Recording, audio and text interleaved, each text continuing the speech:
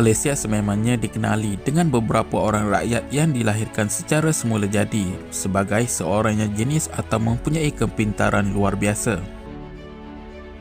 Namun, nasib hidup mereka bukanlah seindah yang disangka. Mari kita selami sedikit sebanyak kisah 5 pelajar jenius kelahiran Malaysia yang sungguh menyayat hati. 1. Sufiah Yusof. Siapa tidak mengenali jenius matematik kelahiran United Kingdom ini? Dilahirkan pada tahun 1984, Sufiah pertama kali mencuri tumpuan dunia pada tahun 1997 apabila berjaya masuk ke Kolej St Hilda University Oxford untuk mempelajari bidang matematik pada seawal umur 13 tahun. Biarpun berwarga negara British, Kerajaan Malaysia mengambil keputusan untuk membiayai perbelanjaan pendidikan Sufiah. Ternyata kisah silam bapanya yang berketurunan Pakistan disabitkan kesalahan jenayah kerana penipuan berkaitan gada janji sama sekali tidak menjejaskan reputasi Sufiah. Ini kerana keturunan ibunya, seorang rakyat Malaysia yang beragama Islam, telah menyebabkan rakyat Malaysia memandang tinggi dengan keupayaan luar biasa yang dimilikinya. Sufiah akhirnya nekat berhenti belajar pada tahun ketiga di universiti berprestij itu berikutan tekanan dan masalah rumah tangga. Beliau juga pernah berkahwin ketika berusia 19 tahun, namun kemudiannya bercerai. Sejak itu, rakyat Malaysia dikejutkan dengan sebuah video di mana Sufiah membuat pengakuan yang dirinya mula terlibat dengan kegiatan pelacuran berikutan kesempitan hidup yang dialaminya. Sufiah menjelaskan bahawa kehidupannya kini agak kucak-kacir kerana terpaksa berpindah randah di bandar-bandar yang berbeza di Britain. Beliau bagaimanapun telah meninggalkan kancah pelacuran.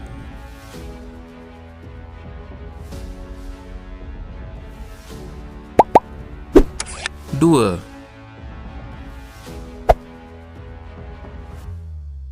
Shukri Hadafi.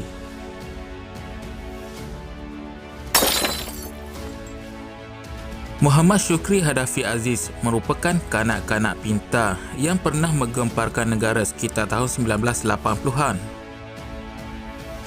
Pada usia semuda 3 tahun, beliau telah mampu membaca surat khabar dengan lancar seperti orang dewasa. Shukri merupakan anak kepada Aziz kecil, seorang peneroka di Felda 12 Jengka, Pahang.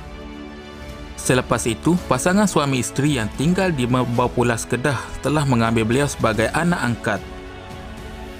Malah kepintaran Shukri ini telah berjaya menarik perhatian Naib Chancellor Universiti Malaya, Allahyarham Profesor Diraja Ungku Abdul Aziz, dan turut mengambil Shukri sebagai anak angkatnya. Barangkali mahu menjadikan Shukri sebagai pelapis yang hebat sepertinya. Allahyarham Ungku Aziz telah menanggung segala perbelanjaan bagi keperluan pembelajaran demi memastikan Shukri mendapat pendidikan yang lebih baik. Selain itu, pengarah filem terkenal Allahyarham Tan Sri James Samsudin pada ketika itu juga telah mengambil beliau berlakon dalam filem Menanti Hari Esok di samping penghibur tanah air terkenal yang lain. Bagaimanapun, kelebihan yang dimiliki Shukri menyebabkan beliau lupa daratan dan lalai dengan masa hadapannya. Oleh sebab masalah disiplin yang berterusan, akhirnya beliau telah dibuang sekolah. Pada tahun 1990-an, rakyat sekali lagi dikejutkan dengan berita penemuannya yang bekerja sebagai penebar roti canai.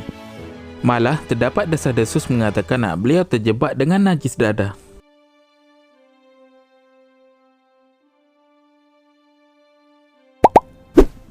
3.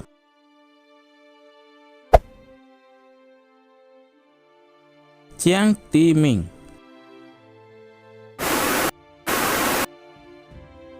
Chiang Ti-ming merupakan pelajar termuda di California Institute of Technology. Seawal umur 15 tahun pada ketika itu, beliau juga berada dalam kalangan top 5 yang mendapat keputusan terbaik. Malah, Chiang juga merupakan ahli kehormat Tau Beta Pi, iaitu sebuah persatuan kejuruteraan kebangsaan. Pada usia 13 tahun, beliau juga telah diterima untuk belajar di tahun kedua bagi kos ijazah fizik selama 4 tahun di universiti berkenaan pada tahun 1989.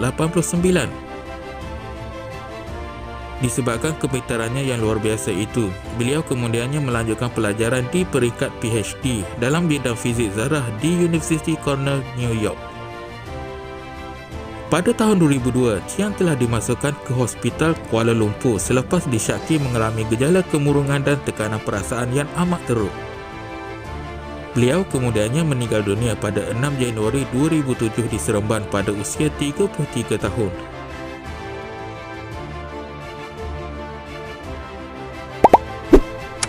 Empat.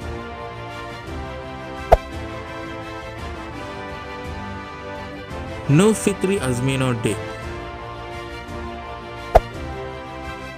Pada tahun 2015, Malaysia sekali lagi digempakan dengan berita penangkapan seorang pelajar jenis matematik tajaan mara bernama Nur Fitri Azminuddin kerana memiliki 30,000 gambar lucah kanak-kanak.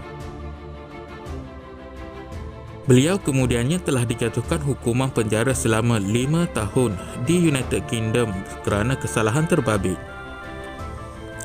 Nur Fitri memulakan pengajian di Imperial College sejak 2016 lalu. Pihak Polis Metropolitan berjaya mengesan aktiviti tidak bermoral Nur Fitri itu selepas menemui satu akaun internet miliknya sendiri yang telah memuat turun ribuan video dan imej lucah kanak-kanak.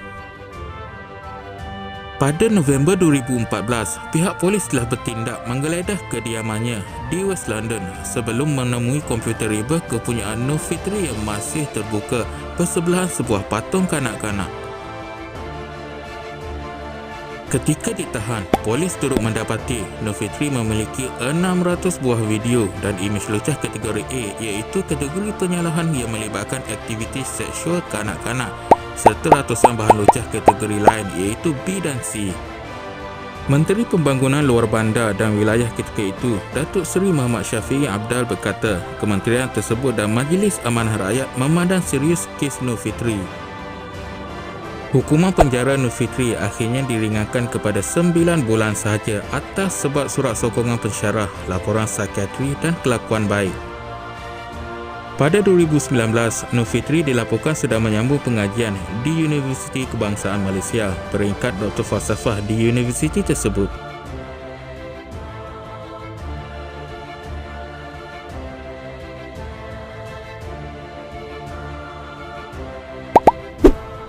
Lima.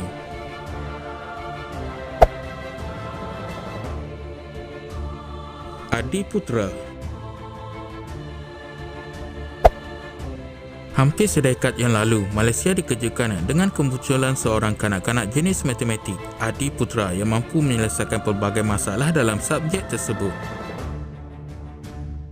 Biarpun baru berusia 6 tahun pada ketika itu, pemilik nama sebenar Adiputra Abdul Ghani mengakui kepintaran luar biasa yang dimilikinya itu adalah kurniaan Allah untuknya.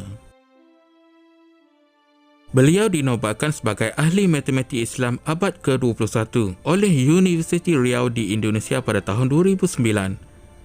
Selain itu, Adi juga telah menghasilkan 235 formula matematik dan 12 daripadanya telah diterbitkan dalam sebuah buku berjudul Seni Matematik Islam. Beberapa tahun selepas itu, ramai pihak mula bimbang apabila Adiputra nekat untuk berhenti belajar di Sekolah Islam Antarabangsa Gombak kerana menyifatkan sistem pendidikan yang disediakan tidak sesuai dengannya. Beliau mengibaratkan dirinya seperti kereta Ferrari yang dipandu seperti kereta kancil. Perkara tersebut menyebabkan beliau tidak mendapat sebarang sijil sekaligus gagal memasuki sebarang universiti terbaik luar negara. Namun, Adiputra masih lagi menjadi permata negara dan sering memberikan ceramah di sekolah dan universiti tempatan.